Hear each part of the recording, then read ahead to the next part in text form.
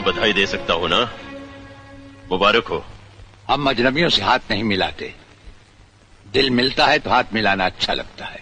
और मुझे खड़े रहकर नहीं लगता। कलेक्टर साहब, मेहमान को अगर बैठने के लिए नहीं कहा गया तो मैं खुद बैठ जाता हूं। यहां हम उन लोगों को बिठाते हैं जो बुलाए जाते हैं। जो सिर्फ सलाम करने आते हैं उन्हें वहां बिठाया जाता है। मेरा नाम गंगाधर चौधरी है। और हमारा नाम राजपाल। मैं यहाँ के मशहूर चौधरी खानदान से ताल्लुक रखता हूँ। और हमारा खानदानी सिलसिला अजमेर के मशहूर पृथ्वीराज चौहान से मिलता है। मैं शिकारपुर का सबसे बड़ा जमींदार हूँ। हमारी भी जमीनात हैं और तुम्हारी हैसियत के जमींदार हर सुबह हमें सलाम करने हमारी हवेली पर आते रहते हैं।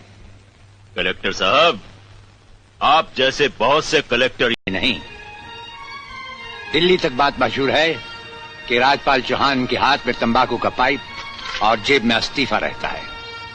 जिस रोज हम इस कुर्सी पर बैठकर इंसाफ नहीं कर सकेंगे उस रोज हम इस कुर्सी को छोड़। हमारी भी जमीनात हैं और तुम्हारी हैसियत के जमींदार हर सुबह हमें सलाम करने हमारी हवेली पर आते रहते हैं।